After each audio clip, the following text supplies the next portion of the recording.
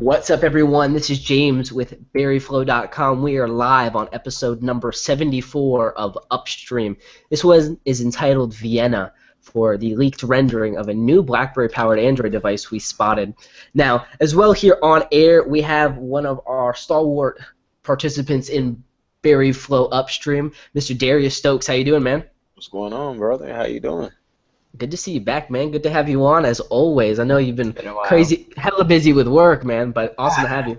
Yeah, I'm happy to be back. I wanted to do it last week. I forgot it was my son's birthday. Nah, I didn't forget, bro. It was like, man, we got It comes up quick, yeah. yeah, it was like we gotta do something. So it took him to go see Peanuts, had some fun. But yeah, man, I'm happy to be back. Been wanting to do this for a while. I've got so much going on. I'm going to Germany the next couple months. Been moving, been in the field, military life. But yeah, I'm here. But you're holding it down, man. Do you have a Priv, or are you still rocking a passport? Yeah, no. I have a Priv. I got it the day of release. I'm still rocking a passport. I'm still rocking a Z30 and a Z10, but not all at the same time. I don't indulge much, I'm gonna but get you no. Christmas coming up. I'm gonna get you a little belt holster for all of them. Right, yeah. I'm customizing the tool belt, man. You know what I'm saying? No, it's I love it though. You know what I'm saying? Great device, great device. Happy to. I actually have the only one in the city of Augusta. Well, I can't say that anymore, but I know the day of launch that I had the only one in town because none of the AT&T stores had one. It was only one store who had it, and it was supposed to be their display unit, but they were like, "You haven't put it out yet. You can get it." So Oh at man. least for a day, I was the only one here in town with it. But I don't know. Maybe some other stores have it. I mean, other people That, have it. that's almost a problem, right? I mean, like Right. I wish these devices are getting out more. But we're here as well with Alex Bass of Cyberbyte Sync. How you doing, Alex? Good. Just been, playing with the Priv, trying to get used to it. It's been such a big transition, from BlackBerry 10, and I've been really comparing and contrasting in my mind, at least, trying to get used to it. What do I like? What do I not like? So excited to kind of discuss this kind of stuff a little bit later. Yeah, and we've got quite a bit to discuss in terms of news, leaks, rumors. So we'll just hop right in. Right around launch time, a little bit thereafter, BlackBerry Priv saw release on Amazon for like a split second, and they were gone like lightning. What was cool was while a lot of people are waiting on pre-orders from Shop BlackBerry, the units on Amazon were shipping next day, so they had a specific quantity, and those devices were going out, which I thought was pretty cool, right? Getting Amazon on board, I mean, you had that partnership to bring their App Store on the BlackBerry 10. Good to see you've still got them as a distribution partner here, so they can get these devices out. The pricing was the exact same as Shop BlackBerry, $699 US, and again, those devices flew like hotcakes. Alex, are they still currently not stocked, or have I they mean, re-upped on their supply? yeah, they have that one new from $1,100 and available from these sellers. So yeah, they're definitely out right now. There's just someone trying to price gouge, and usually ships within 2 to 3 weeks. So they don't even like have one in stock. They're trying to sell it for $1,100, and you'll get it in 2 to 3 weeks along with everyone And else. not, So and not only that, they're gonna charge you for shipping. yeah, yep. The struggle is real, man. What about that? What about that Prime, right? I want to check Right. Yeah, it exactly. tomorrow. But it's cool at least that we're seeing this happen. Getting the device out there in front of people is that's what needs to happen, right? And Amazon is such an accessible way for people to buy online. Shop BlackBerry has been such a nightmare, dude. Oh my God, I cry for everyone who pre-ordered. I'm so I, sorry that.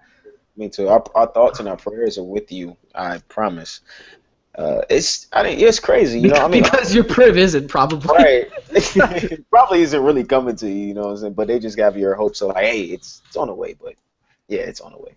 No, I like even with Amazon, the quick sellout, they probably only had a handful themselves, and meaning a handful in Amazon's terms, maybe like I don't even want to say like a couple hundred. I don't know what it is. It just isn't a lot. I would say that much because you got to think. I mean, there's a lot. There's been so many people saying that, oh, my AT&T store had one. Like I haven't heard of any AT&T stores having any more than like 2 to 3 of the devices, Yep. like max. Hmm. And that was Yeah. an on release, like, and that's crazy. So I can only imagine how many Amazon's gonna have. You know what I'm saying? So could I say a couple hundred? That's probably. I don't even want to say that's too far fetched because it's probably just far fetched. But they probably really just had like a couple hundred devices and they sold out that quick. So I had asked this question to the manager at one of the AT&Ts I went to, who's a regional manager for a lot of the AT&Ts in the area. So he jumps around to the different stores. He said that the corporate like warehouse where they get the devices shipped from only had like 30, Wow. and that was So I mean, supposed to last them at least 2 weeks. right now, Across regions, you know. yeah, think about Amazon. You know, they're more of, I mean, they're dealing globally, right? So with Amazon dealing globally, you can only imagine them having seriously probably just a couple hundred. You know what I'm saying? And I don't even want to go. Yeah, I can't put a number on it, but I'm telling you that there really couldn't have been that many. It had to be a couple hundred, if that. Yeah, you know, if their demand, if they looked at how many, I don't know, Z30s they sold or passports, and if they kind of based it off of that, they probably realistically didn't build that many units. And again, they didn't want to have the Z10 fiasco where they had 1 million units that were unsold. And then even it's, I mean, look at the 6P that came out. Like that is pushed back literally a month. Like that is just as difficult to get as the Priv at this moment. Right. And it's kind of funny that the two like major flagships that are coming out that people are hyped about, at least in our little circle, they're both like impossible to get right now. So I don't know if something's going on with manufacturing or if this is just how it is, and now we need to get used to this. Now that we're in the Android family, that we have a combination of like playing it safe in terms of the manufacturing and also creating demand, right? Right. Total supply, you can control the demand. So if you piecemeal this out, it allows you to keep building momentum. My problem is, if you pre-order a device, you need to get it at least shipped on date. Because you know what the volume is, you can then manufacture and get the hardware together in advance. Right. Exactly. The fact that the people waiting on their pre-orders are waiting to the end of November at this point due to high demand of Priv is like, it's kind of ridiculous. Yeah. I don't want to be in a queue behind pre-orders, But do you think they probably want the AT&T stores and these other stores that they're releasing to, Carphone Warehouse, they probably want people who go there to immediately be able to get the device because they want to keep this carrier partnership going really well. And if you had all these people showing up to the carriers and being really mad that the device isn't there, probably just, people would be yelling at AT&T and these other carriers, and the carriers would be like, BlackBerry, you're screwing us over. And so it's not surprising to me that they... I mean, you make a great point, Alex. You really do make a great point in terms of keeping a great relationship with the carriers. But my beef is that, okay, as James had mentioned, in terms of people putting in these pre-orders, yes, you should at least ship them, on time. But because you have an outlook, you know your numbers, you know how many pre-orders you have. So yes, that should be time for you to get these manufacturers, get the devices manufactured and get them sent out. But in terms of with the carriers, it's kind of almost like if your reps aren't educating people on the device being, available, you really can't really, say we're going to hold our carriers to a standard as well as our carriers are going to try to hold us to a standard. You know what I'm saying? Because they're not really pushing our product. As much as we try to build this relationship with you all, when I come in the AT&T store, is the first thing you're saying on launch day, hey, we have the new AT&T, BlackBerry Priv, come check it out. No, they're not saying that. When I went and got mine, they were like, man, I don't see too many people even have Blackberries. I didn't even know we had this device. That's what you get when you go into these AT&T stores. And I'm sure any other carrier store, I don't just exclude AT&T from the rest. No, this is what generally happens. So, yes, I'm going to push my product across all, venues that I can possibly and not just try to save face with AT&T because clearly we know the device is coming to Verizon. I'm sure it'll be coming to T-Mobile. Sprint is still in the air. But at the same time, as if I'm BlackBerry, I know that this device, we have a lot riding on it. Right now, I'm really trying to make sure everything is right with this. As far as with the passport, I say they couldn't done it any better, except for putting in the carriers on release date. You know what I'm saying? But as far as with the Priv, I just think that them meeting demand is really kind of subpar, and I think they just dropped the ball a tad bit on that because they had an outlook. They put out their pre-orders. Why are you even putting out pre-orders if you're not going to ship the device on time? That's just the biggest flaw right there. Yeah, and then you could bring up the argument too that maybe they're delaying a lot of this too to really get the hub and all these other apps refined because all these reviews are coming out and they'll point out various problems here and there. But the thing that disappoints me a bit is the hub and these other apps last updated November 4th. It's been a week, approaching 2 weeks now, and we haven't gotten an update on those kind of things. It's a little bit disappointing, but I could see them being busy with other things. I think it's going to be like one big general, firmware update that we're going to see, not just updating specific apps. I mean, just the entire OS itself. I think we will see that overall. I think a lot of people that have the device right now are making their quote unquote complaints or just issues that they have with the OS. What are the biggest things? I know for me specifically, it's been multimedia messages in text in chat groups. Specifically just with the text messages, and Yeah. I'm not going to sit here and be like harp on it. It's just in my line of work, I really depend on that as a means of communication. So it's kind of a downer for me. But I'm not going to see that's the end all be all, or what I'm saying, the straw breaks the camel's back. I'm not going to say that's it. I'm just saying it's one of the issues that are arising. I see people complaining about it, but that specifically has been a known issue with Lollipop, so I can't say that's BlackBerry. It's just you'll see things as you're using the device. As the device begins to settle over days, you see issues that it has along with the software. But I'm not going to say this is just BlackBerry's issue as well, because a lot of OEMs run into these issues, especially the devices that are using. I'm sure they have bugs, and I'm sure the OS is flawed right now. But there is always going to be an OS update that comes shortly after release. So it's just like Marshmallow, and it's like Google's already given up on bug fixes in terms of right, Android right. outside of Android Lollipop, because they have Marshmallow already in market, and that's what they're pushing forward, which has the security and a lot of the other added features. Yeah. Here's the thing for me, right? They are already telling us they're going to be pushing monthly security software updates. That may be a way for them to beeline the other apps as well, right? You're already pushing an update, and the apps automatically get updated as well, or they send out that massive update across all the apps at the same time so that it feels kind of cogent, it feels kind of together. Yeah. But I'd be happy with any kind of updates. I'm with Alex in that camp where it's been a week and a half, a week plus. There's a lot of people voicing concerns, and it's either these apps have to be updated at a consistent pace to keep up with user demands, or at least modified to meet those demands. And we don't see a lot of that happening, at least yet. And I don't want that to dissuade anyone from buying a Priv, but you need to go into it realizing this is an Android phone. So a lot of the things that BlackBerry has issues with are really the integration of BlackBerry and Android, where Android may not have necessarily that helping hand out for BlackBerry to then go and grab, right? A lot of it's up to BlackBerry to kind of engineer and put together to make happen. But, we're talking about Priv. Pre-order had very high demands, and as well, the device is officially available now in Hong Kong as well. Alex, what's the price that's coming out to over there? Yeah, so Hong Kong, it came out to about, what was it, $837 or so. That's kind of what it translates over to, which is a little bit pricey, but again, I don't know. There have been some strange prices going everywhere, honestly. But again, you have to deal with just there's so many various fees associated with dealing in other countries and tariffs and taxes and I don't know. Depending on the economy, depending on it's a lot of things you have to kind of include with the pricing. I mean, it's gonna be high end. I don't want to say the device. I mean the price. It's already been stated that it's gonna be a high end price. That's without a doubt. So when you hear the price and translate it into the U.S. dollar, yeah, it's still a high amount. You know what I mean, without a doubt. But the point of the fact is just that they got to sell these devices and they need to get money off of them. But I like how Chen is really using his connections in the Asian market.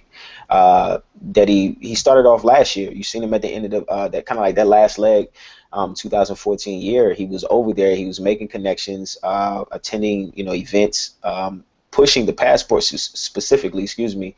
And I know like they got the silver edition passport over there like relatively quickly. So to see the Priv like off the bat, I would think, me personally, I thought I wouldn't see the Priv there until like next year, early 2016. So to see it now already is actually pretty impressive, to be honest with you.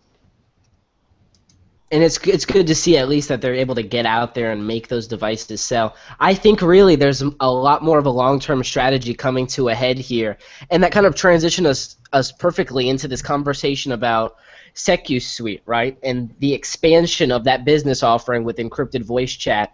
This is awesome for them. They get to build out on a lot of those different features, right? Right. You've made an acquisition, now you're putting it to market to make money for you, and I think that's such a smart thing for them to do at this point, to keep pushing that pedal down so that they can keep getting these revenues, right? Because this is a software company at this point, and as I said in previous upstreams and in articles, the Priv is almost a representation of the finality of that software shift. We are now a software company. Look at us using someone else's software and modifying software and adding in software to make an experience, right?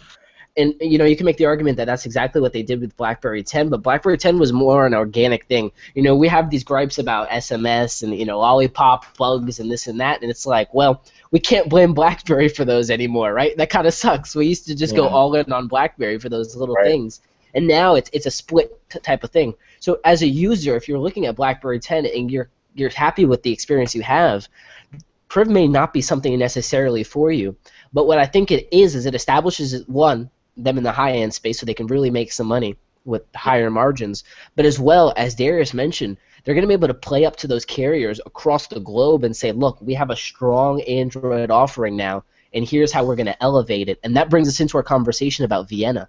This is a leaked render from Crackberry.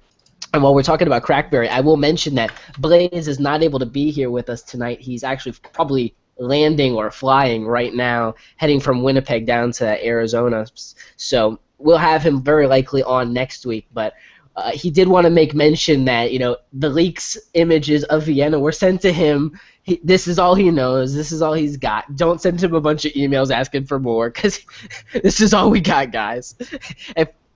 This is what the device is looking like, and it's kind of a blended aesthetic of maybe a little bit of the Priv, a little bit of the Passport Silver Edition, bundled up with what looks like a Z10 screen. Did they finally find use for those old inventory here, making use of that the Z10 screen? It's just really ironic because you have the hardware buttons of the Android operating system, get the lock screen of the BlackBerry 10 operating system. Yeah, Yeah, it's ugly right now, but I like it. You know what I'm saying? What I think the most interesting thing is like, they're already on the second Android device. If this is an Android device, they're already on to the second Android device. That means I want to go back a little bit, and I'm not to speak on other subjects, but just in general, if you look at what BlackBerry's been doing in the last year, they've been very aggressive in terms of the acquisitions, pushing the new services. You see with the update with BES 12, now they're also supporting Windows 10 in all the devices, phones and tablets. You see with the Priv now, you see with, they're making steps into the Android market. They're really being aggressive. So when you see the Vienna, it really gets you excited. It really gets you interested in to see what BlackBerry. I want to see what the next year is going to bring for BlackBerry. I really do, because you want to see the numbers that the Priv can do. You want to see the potential it has. This is my main thing. You don't want to put all your eggs in one basket with the Priv. Yes. And let's be safe here, because you can't. You kind of got to be a dummy to really sit here and be like, oh my God, everything for BlackBerry rides on the Priv. No, they're a software company, one. Okay, so it's just their hardware that you're talking about. Does it depend all on the Priv? No, it doesn't. It can really show you where they're going to go, whether it's going to be left or right. If the Priv does well, then they could say, okay, we'll do another iteration, or we'll continue with these handsets, and because we feel like we're gaining momentum somewhere. But I really like how BlackBerry's being aggressive right now. I really like where they're going, because I don't want to say desperate times equal desperate measures, but that's almost what you really want to say. Yeah, because they know it's like that's what Android is at this point. Right. Man, it really is. You know what I'm saying? So you really can't sit here and be like, they're just out here, swinging for the fences, but at the same time, they really can't play it safe. So they have to really be aggressive, and you can't really be mad at them. Because you got to understand, still to this day, what other companies kind of do what BlackBerry is really doing, dropping the amount of devices that they do, year round, and as well as providing software services. There really isn't any other companies, but people just swear up and down that ship is sinking fast, and it's really not. It's just they're still in that transitional period. That transitional period can take years, you know what I'm saying? Because you're speaking on fiscal years. So number-wise, you have to pay attention to that. If it's increasing but declining in other areas, it doesn't necessarily mean that they're hurting. It just means they're trying to find that level of stability for them. Um, but Alex, the would you zoom in a little bit on some of these devices, like the top left? Yeah. So let me actually open this up in a new tab because this totally isn't. There's just a lot of observations you can make here. So at the very top, you can see it's styled a lot like the Passport Silver Edition, where you have the front-facing shooter, the sensor, and it's all kind of wrapped up. Kind of the white leap buttons, where they went black and black on both, which is pretty interesting. Again, you've got a vertical screen. This is something I think people have been asking for forever. People wanted a candy bar QWERTY. They don't want a square screen because the world is not square, unfortunately. Right? Working wide is awesome, no doubt. But this is the general form factor. And again, Android apps work better in this form factor. So vertical screen and then the QWERTY. And if that's a touch-enabled 4-row keyboard, just like the Priv, on this type of device, that's money. That's hot money. And I love the physical buttons for back, home, and recent apps as well. That's something that is definitely a little bit interesting. In theory, yes, it's great, but like, what happens when, I don't know, whatever comes after Marshmallow and they decide to change what the back, middle, and right button look like or something? I don't really know. But yeah, I mean, I think it does make sense to make them physical buttons. They are so integral to the operating system. So definitely interesting, though.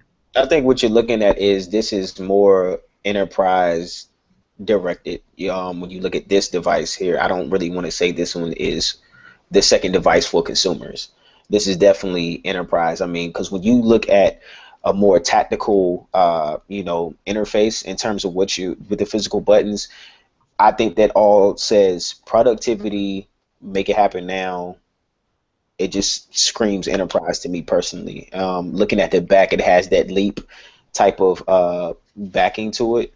So, and then looking at the front as well, with the kind of the silver edition top, in terms of the speaker, and the front-facing camera as well as the sensor, I just feel like it definitely is more going to be an enterprise push Android device for them. It could be their first Android enterprise device. Yeah, I think it's going to be the first, like, cheaper, not cheaper, but cheaper.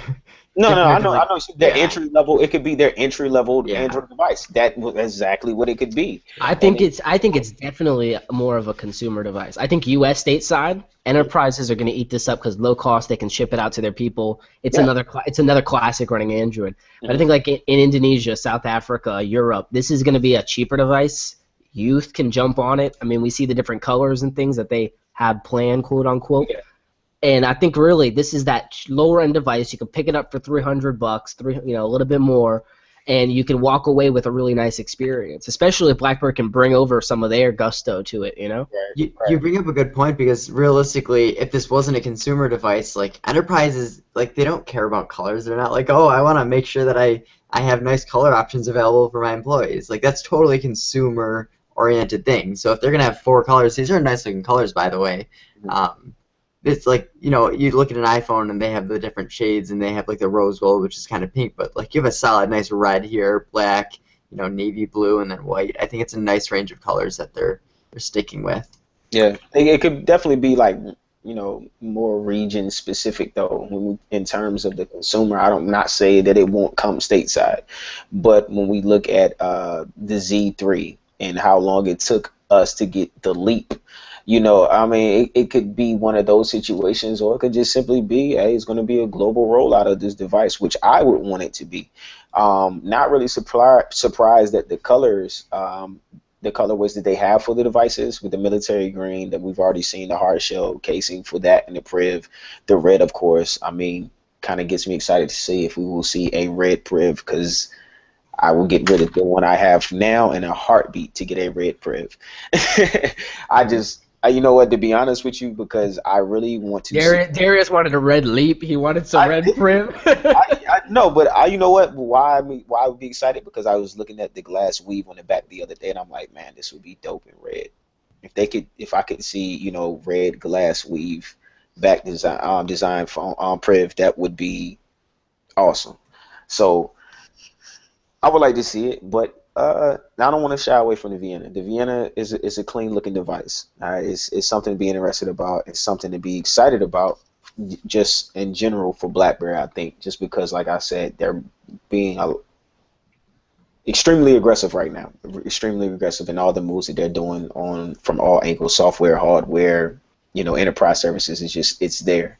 Question for you guys: Does that look like a 2 megapixel camera on the front here? It looks like the photos of the renders themselves was taken with a 2 megapixel camera. Right, exactly. Here's the funny thing, right?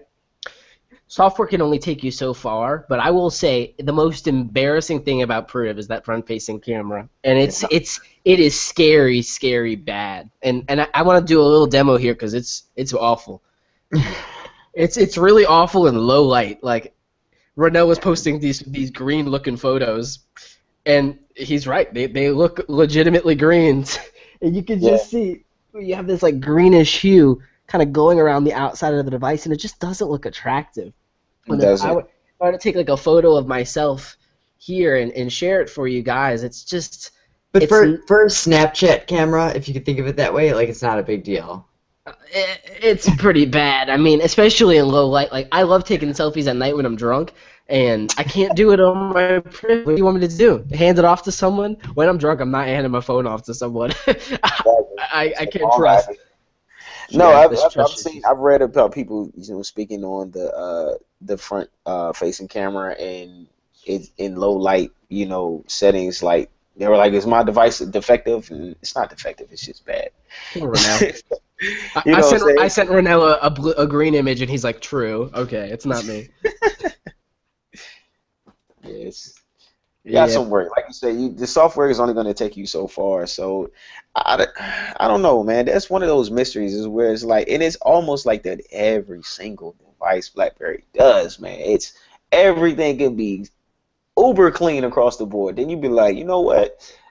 Why did they do that? You know what I mean? Like, I don't know. And the front-facing camera is just like you couldn't have bumped it up a notch. Maybe it was just already in production, just like, hey, we're going to stick with the 2. The 2 is fine.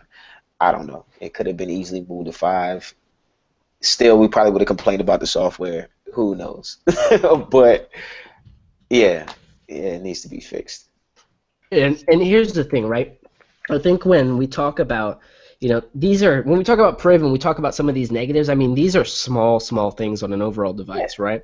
Like heating, the device gets hot sometimes, and hot's probably not even the right word. I'd say warm is probably a better term. It's not like it's like, ow, let me not hold my phone. Right. But it gets hot, and these are software optimization things that have to happen. It looks like the issue is if you look at the CPU cycles that are running on this device, it looks like it's running very, very heavy all the time, so that performance stays where it needs to be. Android had a lot of issues with, on Lollipop, getting full encryption on by default because there were performance issues. So they have to have those processors running all the time at full capacity to do both the encryption and the support of the OS function, apps, accessing RAM, etc., etc. So right now this is a device that has to run hot so it could do what it achieves to do. Now, whether this can be optimized in the future is definitely probably something that can happen, right? I mean, BlackBerry is the only one who's really trying this method, and I think it's only going to get better with time. Speaking on encryption and everything, I've been watching a few Android podcasts lately, and there's this one guy who keeps bringing up that, he has a few security buddies, and they explained that BlackBerry really isn't doing anything crazy in security, and it's just as secure as the 6P, and saying all this stuff, but it's like, from the sole point is we haven't seen, like, the phone rooted yet. So obviously they're doing something that makes it more secure than, say, the 6P, but he's going around telling everyone that, the phone is not any more secure than any other Android phone, and it kind of got me a little bit annoyed to hear him, going around saying that, but, what do you... Here's a good point, Alex. From a consumer perspective, which is his perspective, yes, is it? From a consumer perspective, DTAC doesn't do anything really. Yeah. I mean, it notifies you, gives you information, but it doesn't give you accessible. It doesn't let you do anything with it. Yeah, it has the hardware root of trust, so it can't be rooted. But at the same point, Marshmallow fingerprint sensor, are they even going to be able to get into a device on Marshmallow to actually root it without some of those security layers there, right? arguably from a consumer perspective, all Android phones, and we said the same about BlackBerry 10. They're all phones these days are basically the same. iPhone has a lot of security that they put in on their devices. Yeah. They have a hardware pin on theirs as well. It's not down to the root of trust level that BlackBerry has, but iPhone has something similar that they build in for their device and its encryption when enabled. It's that BlackBerry puts all of this stuff as their primary focus, and I think the organization of what they implement is really, really important. Because it's not only the hardware root of trust, right? Because you can replicate that. iPhone replicates that, but it's building that into the overall encryption, building it into the messaging, and building it into the entire experience so that your data is more secure. But again, from a consumer perspective, I'd say all phones these days are about as secure as you are. And if you're an idiot, you're an idiot. You're going to get breached, right? Yeah. Right. There's no phone is going to be idiot proof, unfortunately. Just like me putting on a password and then forgetting what it is, That's me. My phone's just doing what it's got to do. I will say there are some really cool features to unlock via Wi-Fi on Android, which is dope. Yeah. Set it up. It's awesome. You don't want to get home and be like, what's my password? No, you don't need it anymore. And that's the thing too. Like Darius, did you want a fingerprint sensor on Priv? Is that something you wanted, needed, were expecting? No, I think, I don't know. I read about people saying like, how they want fingerprint, sensors or scanners or whatever on their devices. I feel like that is the most. What is the purpose of security if you're gonna look for something like that? Because I look at it from perspective. Okay, if you put it on there, you're trusting your OEM to provide you with software and hardware so that you can't get hacked or anything along those lines, right? But the point of the fact is that what if you do, and then your fingerprint is there? You know what I'm saying?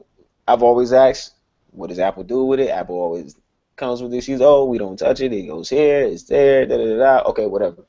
Point of the fact is that I've always felt like that is a level of security that is just not needed. Not in the mobile phone world. I don't see a purpose for it. It really isn't. I think a password or something along those lines of that level of security is more than enough. I don't think your fingerprint is needed, and I've never been fond of that personally.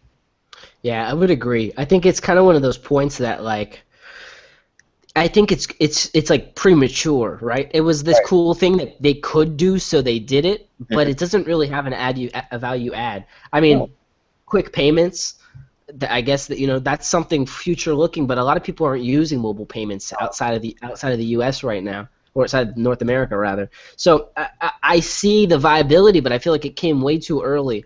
And when BlackBerry does take the step to go and add something like that, it's going to have all of their security expertise and know-how behind it, and it'll connect to probably a broader IoT application infrastructure where you can access different services, different pieces of hardware anywhere, and your fingerprint is your kind of all access pass. But again, if you get booked at the the local office, the first thing they take is your fingerprint. So it's like, how accessible do you want that information out there? I mean, I'm Darius, or I just don't feel like it's necessary on mobile. I think it's nice, but not necessary. What about you, Alex? Is a fingerprint sensor something you like, you wanted, you had to have? It's, again, like I brought this up before, I've never experienced it, so I don't really want it. If I experienced it, I may see the usefulness of it and then want it, but realistically, like I have my phone set to lock every 30 minutes, and it's just I'm just using the swipe, the dots it doesn't actually show like where you swiped it or whatever. And I know it's not the safest thing, but realistically, a lot of this I'm just at my house, and yeah, I could turn the Wi-Fi on, so I don't need to even do it at my house. But it's like unlocking my phone is not that big of a deal, and if I'm about to buy something from like Google Play or whatever and have it prompt me for a password, it's really not a big deal putting the password that 1 or 2 times over like, oh, it's so convenient that I put my fingerprint in. So unless I went crazy with locking my phone every 30 seconds, I can totally see why a fingerprint sensor would I could see how it would be a great addition, but I really don't see a need for it right now, at least. Yeah, I will say, man, trying to get into my girl's phone, fingerprint, that Samsung S6, can't do it. Can't do it. So when she's sleeping, you just grab the finger, just for anywhere. Needs some help. I mean, there. Right. But yeah, it's one of those things. I think it's a little bit nascent in the terms of security, and I do think BlackBerry will take a step to do it. I just don't think the market's ready for it. Just like NFC, it's like cool, awesome. Who uses it? No one. I Exactly. mean, And how long has NFC been around? exactly. Forever. Yeah. Forever. And it still gets. I mean, I'm not saying it doesn't get used, and I'm sure that and that's not what you're putting across neither. So for people who may be listening, like they be like, "No, I use NFC." That's fine, but I'm saying you're like one of the minority. You know, you're the You're very also using BlackBerry 10, so exactly. No, it's very few people who are using it. I remember like people using it when Android was really starting to blow up and becoming a huge contender in terms of the mobile market. And people, well, I forgot what it's called. It was just like little bump thing, and you could just transfer files like that. Okay, Yeah. cool. It was cool at the time, and then it was like whatever, bro. I would just email it to you, or I'll shoot you the link, and you can download it straight to your phone, or whatever the case may be. Now it's those technologies aren't even like people don't even. I remember I used to transfer a lot of files via Bluetooth to friends of mine. I don't do that anymore. It's just too easy to take a link and just send it to someone, and have them download it, via a link. It's easier to do it that way than sit there and wait for 2 minutes for this file to transfer. With images especially, like if you get your whole family using Google Photos, which trust me, I've got all my family in Google Photos. Yes, Right. when we had Z30s, it'd be like, oh, send me that picture. Okay, we'd bump phones and it would transfer the picture, which was great. But Right. like now, it's like, hey, I want all of those pictures you just took, and I just go and you hold down the button and you just drag to select them all, and then Right. I just share, send it to my mom or whatever. She goes to the link and then clicks add to my gallery. One button and it's all in her Google Photos. So Right. like it's gotten to a point where yeah, sharing something like pictures, video is so easy now if you have everyone on the same kind of platform that yeah, NFC really for the sole reason I was using it with my friends and family, I don't even do that anymore. So And they're cool technologies. It's just that I don't want to say that the technology is coming obsolete. It's the use for it is becoming obsolete, but the technology remains there, and it's always going to be there because it's convenient, and because of its convenience, these OEMs and manufacturers just in general will put it on their devices. They will make it available. It's just that the use for it truly is. It's obsolete. Everything in terms of whether it be technology, whether it be applications that have the use for it, it's just the internet makes it that much easier now. As I mentioned, it's just easier to send a link. It's easier to just open up the web page and access all the content there instead of having to download an app.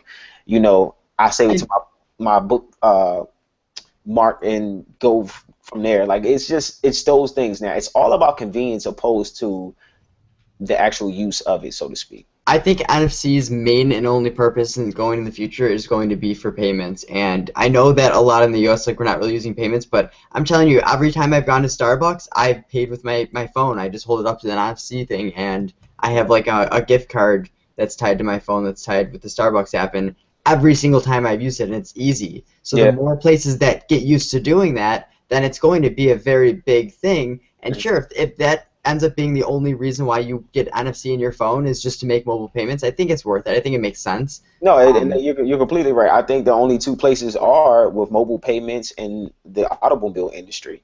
I've seen a cool concept of people, if you lose your keys and your phone is programmed to your car, you can use NFC to unlock your car still.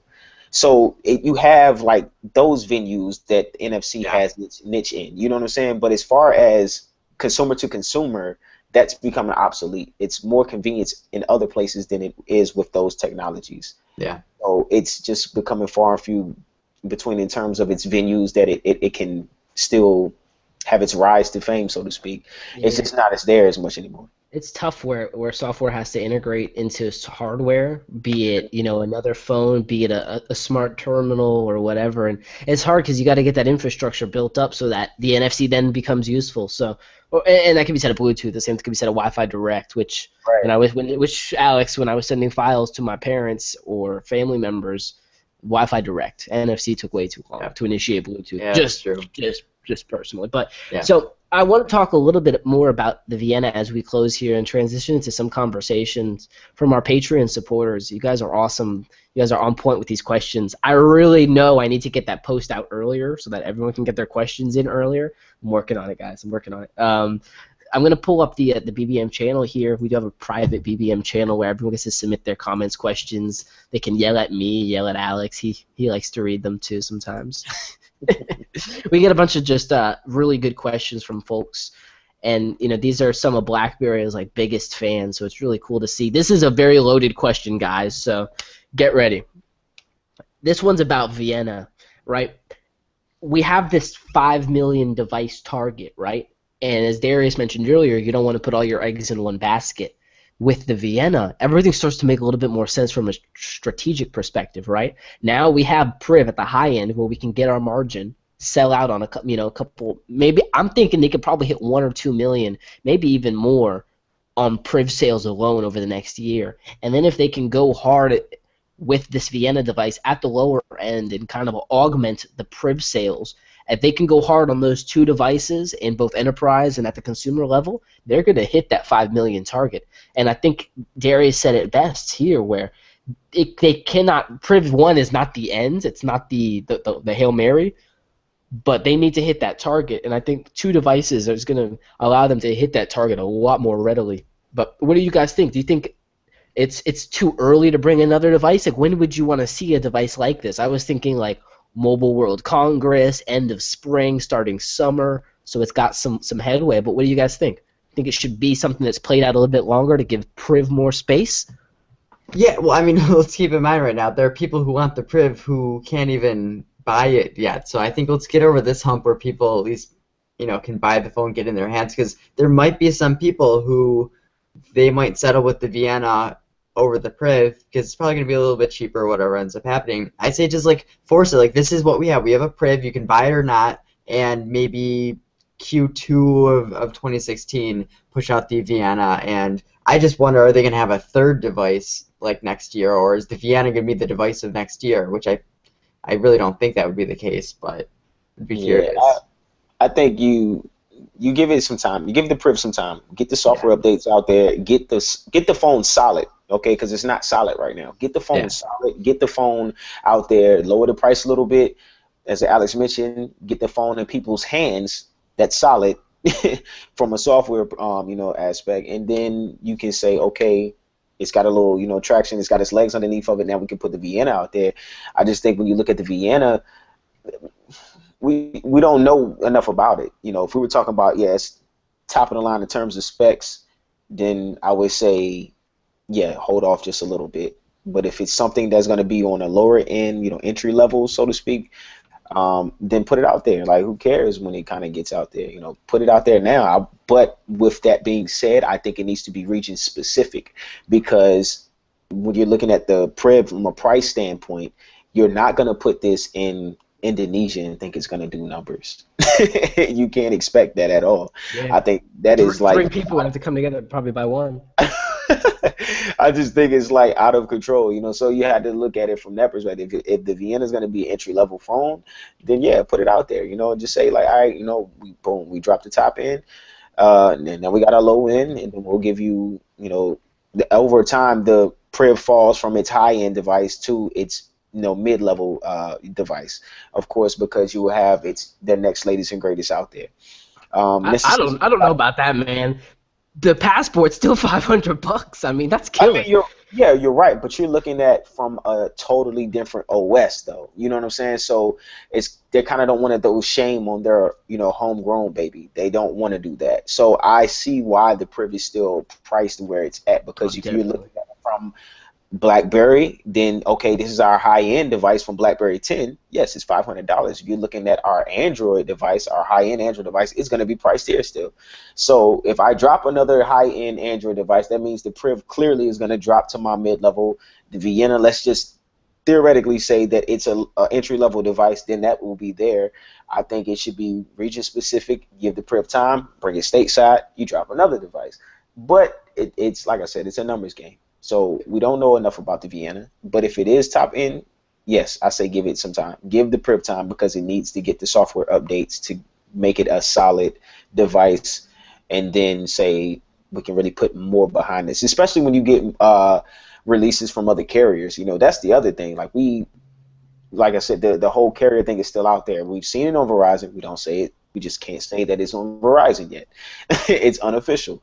Same with T-Mobile and same with Sprint. We don't know, but it's been rumored. So until we see things etched in stone, then you can kind of make, your own opinion on what you feel like its time frame should be. And Alex, what are some of your thoughts on it, man? Would you agree that the Priv definitely just needs some time to grow in the market before another device hits? Because here's kind of how I see it, right? We've got Priv set up as a high-end device. Passport, especially the Silver Edition Passport, the latest, is kind of now set up as this device that's already a mid-range device, so to speak. It's like a high mid-range in pricing and as well the specs, where you've got the hex core, the quad core, and then you've got the dual core with Classic and Leap. So they kind of have their product range, even if it's across multiple OSs.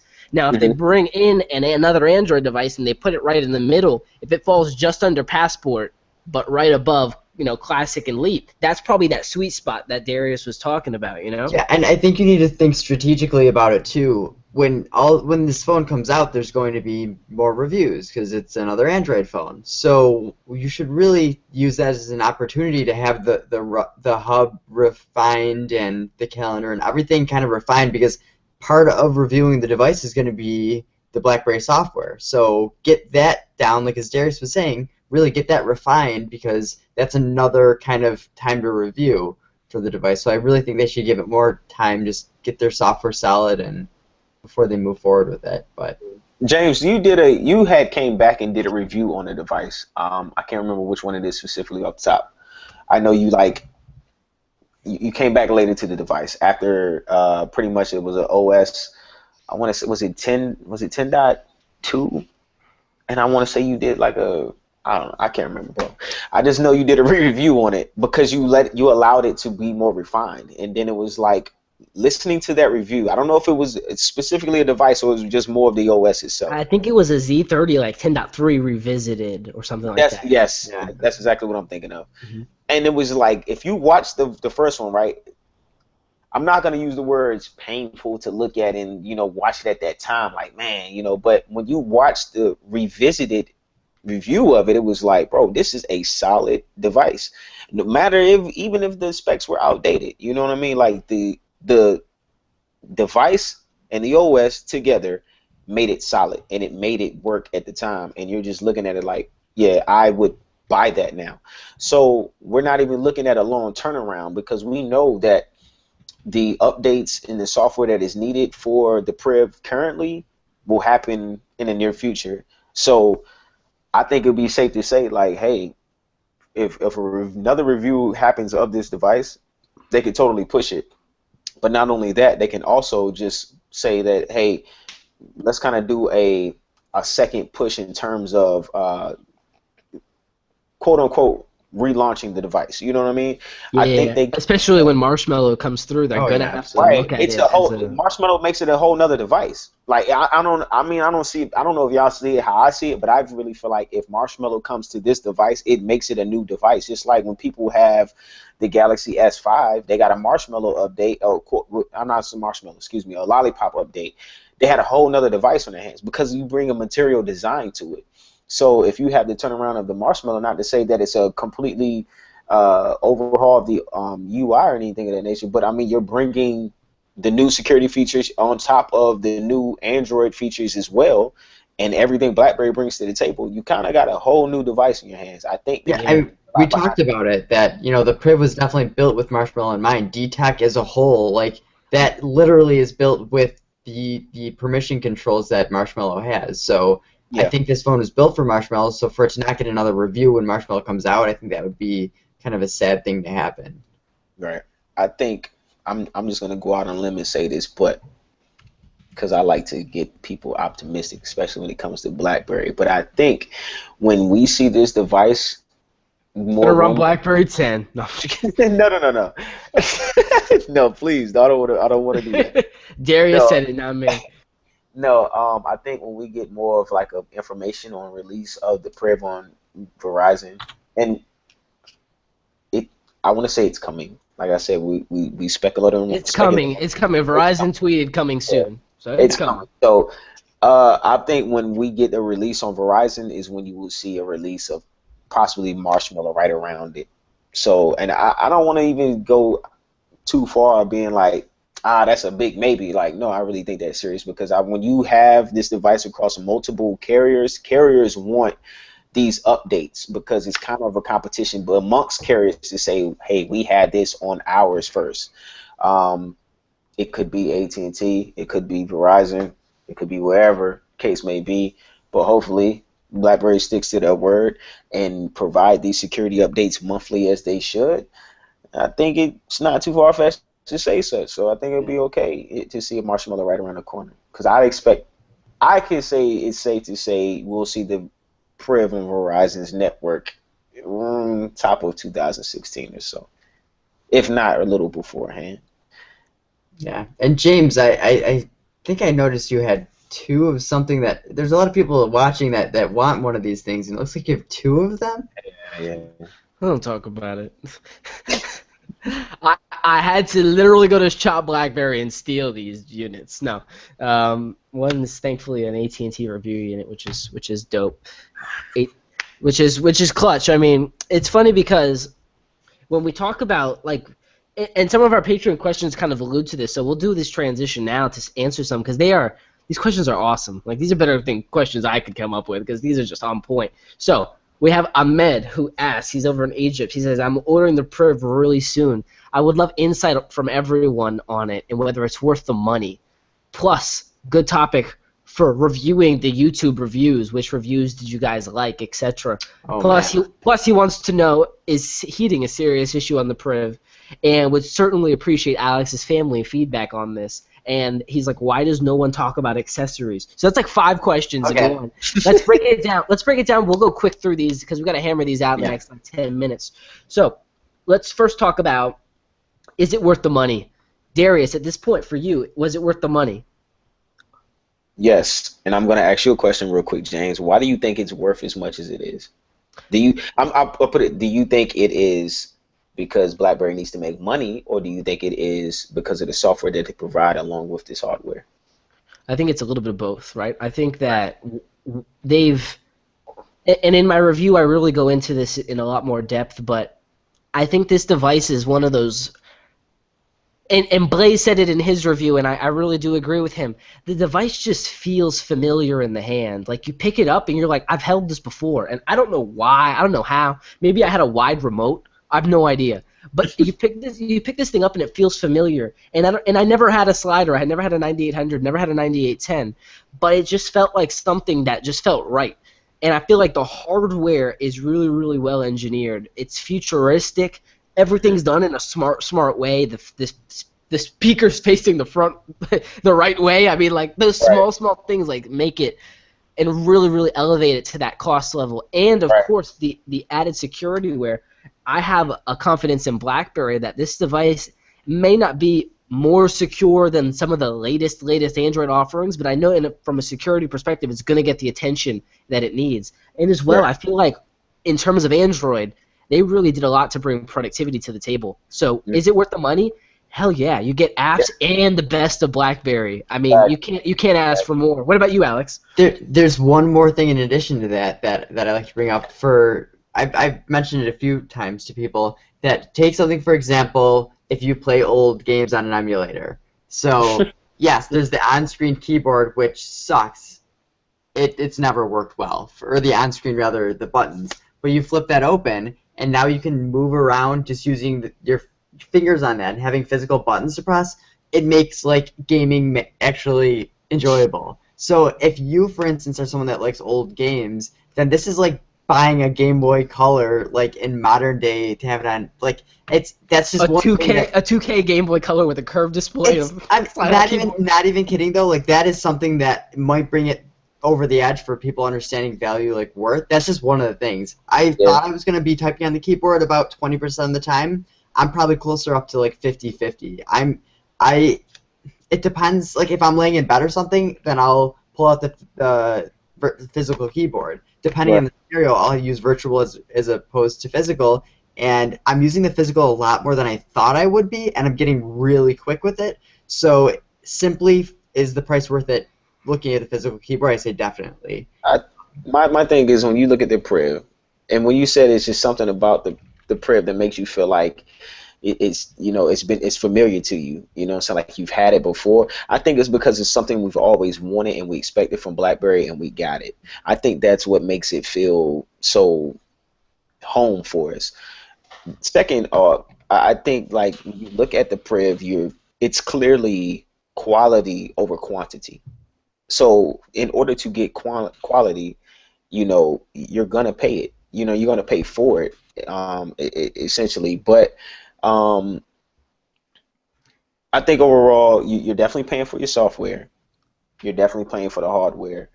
But more importantly, every issue that is wrong with the Priv that you can find wrong, I will say that it is software related and it can be fixed. And when you can say it can be fixed and not, I have to wait for the next one to come out, that makes you feel good about it. Right. Because It's not the first storm. Exactly. You know what I'm saying? That's what makes it future proof. When people see and talk about like the front facing camera and so on and so forth, my biggest gripe that I would have in terms of the hardware would just saying 4 gigs of RAM.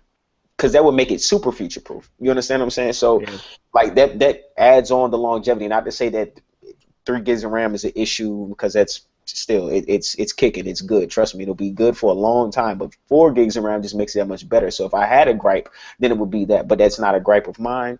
It's neither here nor there. I think even so though, at that point the processor is going to be the limitation when you're talking about 4 gigs of RAM. Yeah. So and the battery, I mean, you don't want to. It already drains with the full encryption and how much muscle it's going through. So YouTube reviews, guys. Which ones did you guys like? I really liked Dom Esposito did a really nice quality review. He was kind of like, the device is whatever. I didn't like his opinion, but I liked the review. If that makes sense. Yeah. No, it was a very high quality review that he had.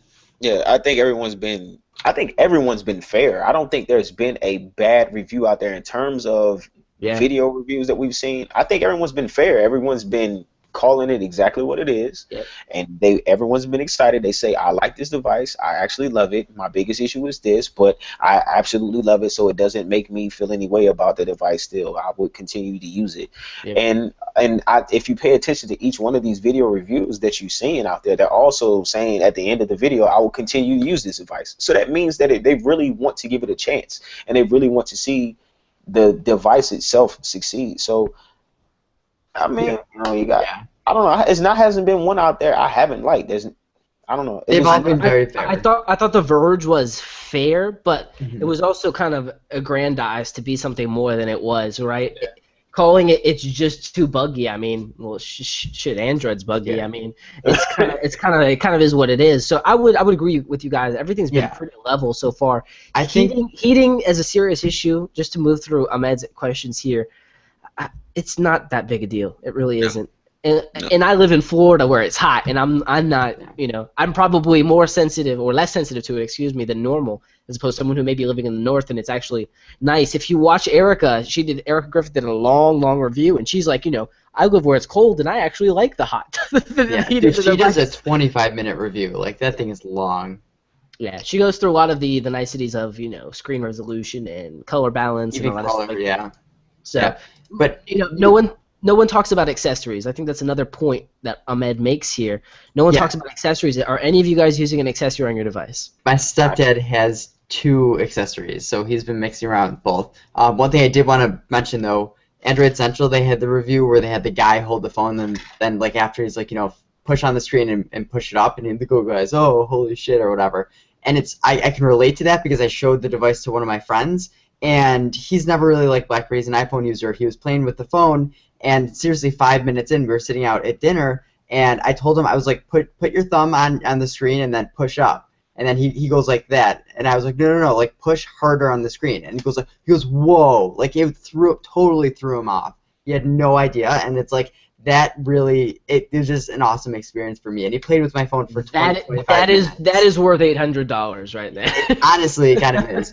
But yeah, you mentioned the accessories. My stepdad, he has the swivel holster. The problem was he hooked it onto his pocket, so he was getting out of his car, and your pocket is not really where the holster thing is supposed to be clipped to, so it kind of flew off and hit the ground on cement. It hit the corner, and it didn't crack or anything bad. It was just a little bit of scuff, but The thing the problem I have with the holster is you're taking the phone out of it and it's a tight fit. So chances are you're not going to drop your phone when it's in the holster. You're going to drop it when you're getting it out of the holster, and then that's like, well, it's not even a case at that point. You're just dropping it bare phone. So I kind of have a little bit of a qualm with that. We're still waiting from Shop BlackBerry the other case to come in, the one that has the flip over screen. And that I'm looking a lot more forward to seeing how that goes for him. But that was like $70 after taxes, $75. Yeah, I'm looking to get the 10 flip case. I played with the other holster in AT&T the other day. I mean, of course, like all their leather accessories just feel great. But I just, it's just one of those. I feel like the leather holster is one of those more of a, I don't want to call it accessory. I want to call it more of a, I don't know how to put it. It's kind of like wearing a watch. If you're going to use the leather holster, it's more like, if you wear a watch or a necklace or something like that. It's not necessarily something to kind of have on with you in terms of the use of the device because you need it for something. It's just more because you want it. Yeah, it's like I gotta run or I gotta stay mobile. Right, I need this as as an aside. And right. that's really what an accessory is supposed to be, right? It's not supposed to be something that just looks good. Right. It doesn't have utility. Right. I just, in terms of the accessories, what I am kind of most excited about that it's clearly been sold out, and me and James were discussing this, is the Priv Sync Pod Nest. To change, if you have a Sync Pod, you can change the Nest out so it fits the Priv.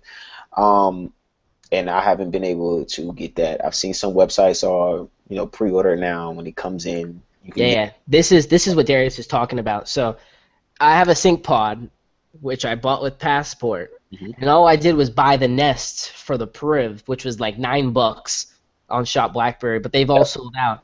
And you literally can just install one atop the other, bam, boom, shazam, cool.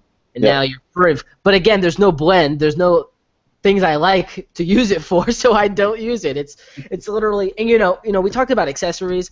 I'm not going to use one. This device is super solid. It's fine. It's going to be fine. I mean, it's really because I have two. I mean, it's whatever.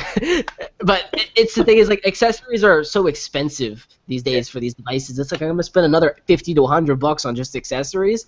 I'll pay the $6.99 for an insurance plan before I go ahead and do that. We're doing the insurance plan, and well, it's $200 if you do break your phone. So it's like, I'll save the $150 I would have bought accessories, and if I do break my phone off, chances $199, $150. Yeah, and the AT&T one decreases over time. So 6 months in, then it's 150. Another 6 months, and then it bottoms out at 100. So I mean, whatever. Accessories are meh.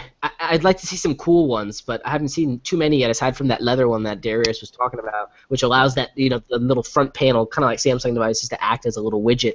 So Nick on our Patreon support private BBM channel asks, when the Priv was first announced, there were rumors that the hardware was built by Samsung. Was it? And I will speak on this. The hardware is built by BlackBerry's core manufacturing base in Windstrom. The screen is built in the same factory that Samsung has their screens built. But again, this screen was actually built custom for Priv. It is not a reuse of Samsung screens. So built by BlackBerry's same hardware department that worked on Passport, same one that worked on Priv, done basically in-house with their own manufacturing teams. And as well, the Samsung screen was manufactured in the same factory that Samsung is manufacturing theirs. However, it was brought over and actually assembled by Windstrom. So I hope that answers your question there, Nick. Another one from PB. Do you guys feel that production delays will hurt sales, or the apparent strong demand will have a positive effect? We kind of talked about this a little bit. But Alex, what are some of your thoughts? Do you think that these production delays at the end of the day are really going to hurt this device in the sales, or do you think it's going to be something people get over and they are willing to wait? Yeah, I don't think it's going to hurt them. Again, a lot of Android users, like I mentioned with the 6P, they're used to these kind of delays happening. Do I think that it's going to help sales? I think, the Passport, I think they had some, running out of stock problems, things going on with that. And obviously the device didn't sell all that great. So I don't think that BlackBerry is trying to pull one on us, make it seem like there's a lot more demand than there really is. So I don't think it's going to help sales. I think people are going to be patient enough and wait for it. And then I know that there's also a lot of people who are waiting for phones that have the Qualcomm 820 because the 808 and the 810 really haven't been that great this year. So I could kind of see a bunch of different boats. Solid ass answer. There's two camps to everything, right? And with this device, never mind. We'll save it for the review. It's coming this week, guys. So I'm not gonna say any more on that. Okay, so we have Johnny from the UK. If the Priv and future Android phones from BlackBerry are successful, what are the pros and cons of BlackBerry making another tablet, this time running Android? Let's get this one off the ground. Here's the thing. Here's the thing. When John Chen, in that same Chinese interview that Darius mentioned earlier, he mentioned a tablet and that something's in the works. So Right. I think Johnny's question's right on point. Right, this is happening whether But we there's are. the Secu. There's the Secu tablet, right? Which was a deal that was already built in prior to them buying them.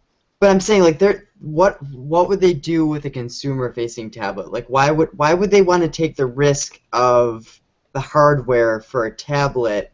Like, it makes sense for a phone. They could put their productivity suite, and then thinking about, like, from a tablet, do you really need the hub to do all of your email? Do you write all of your email responses on a tablet? Here's the thing, right? Look at the iPad Pro, right? Look at the keyboard accessory it comes with. If BlackBerry were to build a tablet, build their own keyboard accessory with the touch-enabled keyboard, and replicated a lot of that experience, I think it'd be dope. And honestly, that is something that gets me closer to a laptop replacement than probably the iPad Pro does, because I still have all the Android apps. Is there a place for it? Yes. I think there's a place between where Playbook was and the Secu tablet plays at pricing. There's a lot of meat in the middle that BlackBerry's letting Apple have because they have nothing to supplement in the enterprise space specifically. I will agree with you. Once Android and Chrome OS they merge, because they're going to be doing that by 2017. Once that happens, I will agree with you. Right now, I think just scaling Android up on a tablet, it's really not that productive. You don't really have you don't have anything like it's not a laptop replacement in my eyes whatsoever. So once they do this merge and get closer to, like, I don't know why you would go with anything Android or iOS compared to a Surface Pro or whatever, because you have full Windows, you have a full desktop operating system on your tablet, and that's not the case for Android and iOS. I think when as BlackBerry and Google's relationship furthers, okay, and Google allows BlackBerry to kind of start doing the things that they really, really want to do to the Android OS, I think that's when we will see more of. I think that's when you will actually see BlackBerry speak more on the tablet, okay, and then you can see that. I think right now it's just they would be just blowing money and burning it away for no reason. Yeah, they gotta get stable. Yeah. Right, let's get the Priv solid first and get another Android handset out there that's solid as well, because I really just feel like what you see with the Priv is merely the beginning, because you can see so much potential. As good as this is now, you can see the potential in it later. But in everything I just said, I said the same thing with the Passport. I was like, I can't wait to see the generation. You know what I'm saying? And you find yourself saying it all the time, BlackBerry. Like, man, this is so good. Now you can only see but no, I really still feel like there's definitely a space for the Passport, especially with an Android OS. I mean, I would not be surprised if they were to bring that to the table as well, and or if that is going to be what the Venice is. Mine is just the work wide, because I can't lie, I do miss working wide. I really do. But they do understand when you're working with Android, the OS is just scaled for that candy bar, style device. So, but a tablet I want to see, as James mentioned, if you can see the touch-enabled keyboard that BlackBerry creates on their own, replicated on the screen, and so on and so forth. I mean, you really can see a lot of potential there. This is a hot market right now. Apple's actually patented a keyboard that has some of the touch features that BlackBerry has, and I think if they give up that market to Apple, they will never be able to get it back. I think if they want to come in with a larger style keyboard that's touch enabled for a tablet, again, Chrome OS will get there. The OS will get an update because Android's working it, right? I think they've got a lot more solidarity to bring these devices in the market. And I think as well, small businesses have a place for it as too. This is a Samsung S10 Pro wrapped in an OtterBox, right? It's business grade to walk around and actually do work with. You can take pictures. I had a utility maintenance guy come in here with a tablet. He was taking pictures of some of the VIN numbers and things and then supplementing that instead of having to pull out his phone. is a hardened tablet for work. This is built for work, just like I think BlackBerry devices are. And I think if BlackBerry is going to segment themselves as a company that focuses on security, they need a tablet offering. And I say they need it in the next 2 years before tablets are totally irrelevant. Yeah, I mean, you go in the stores now. Like I just went to DSW today, and usually there's registers, that you go up, you take your shoes to, you buy, and you get out. But there was a little workstation where she had an iPad. She had a little scanner in her hand. She scans the barcode. It goes to her iPad. She rings it up, swipes my card, and I go about my business. And I see that in a lot of stores. I mean, you go to an AT&T store, they have iPads in their hand. They're looking up all your information there.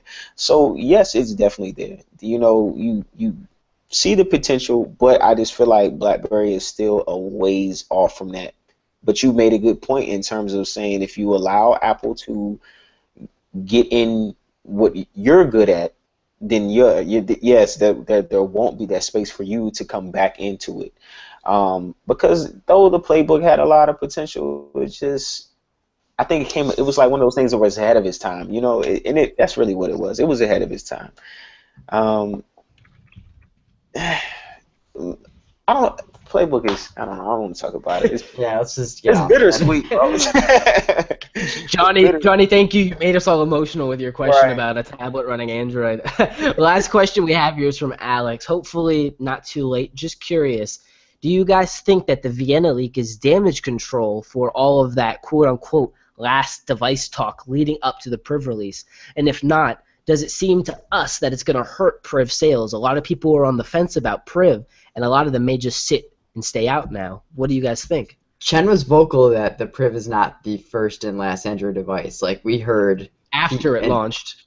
Yeah, after the Priv launched, he had a little interview going on. So I sure it doesn't. I don't think that this leak was the thing that confirmed. Like, yeah, they're definitely coming out with a device. Like Chen said it straight from his mouth that he's like. They asked if the Priv was going to be the only device to save them this year, and Chen was like, no, we have something else planned or whatever. So I think that confirmed it, but sure, it never hurts to get some more confirmation with a leak like this.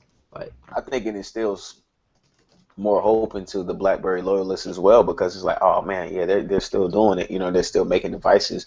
I think that's a good thing that you do see the Vienna and not just see the Priv and nothing else. Or yeah, it gives me more confidence in the company's future because they got other shit coming, and I feel better about it, especially from a buying perspective. So I don't think it hurts it. Don't get me wrong.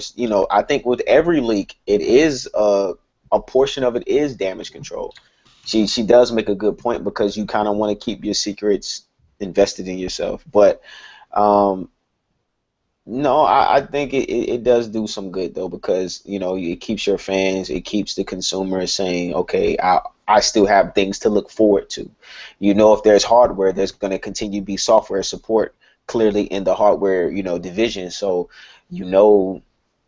more things are to come, and it just keeps you optimistic about the future products.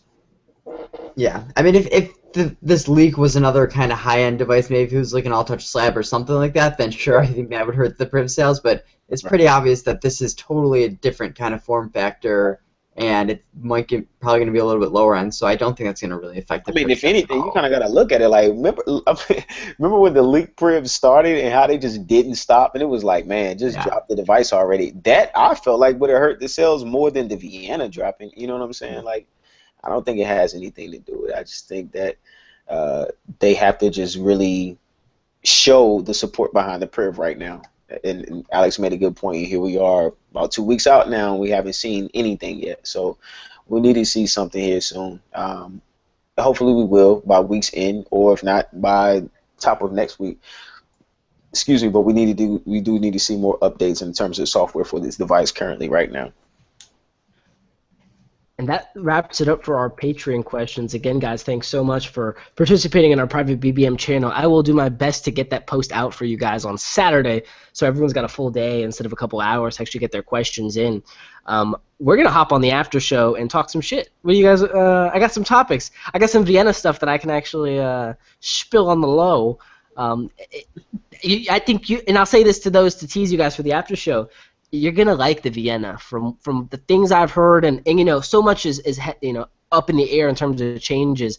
But I think you're going to be impressed with this device from a hardware perspective and a spec perspective, and that price is going to be fair toward that end. Like Leap, $300 for that. I mean, it was a little bit like But I think they've lined up a lot of their mentality in terms of hardware, and Priv is a very clear indication of that. And as well, now they're not tied to the BlackBerry 10 software reference platform. Now they can explore the Android side and their security and playing that in. So let's hop on this after show, gentlemen. We got some stuff to talk about. Thank you, everyone, for watching this week. This has been number 74. Stay tuned for more, and as well, be sure to like and subscribe to our YouTube channel to support more podcasts just like this one. Have a good night, guys. Take care. Later. Take it easy. Hope you get your Privs. Yeah, mine's on the ground. I'll pick it up later.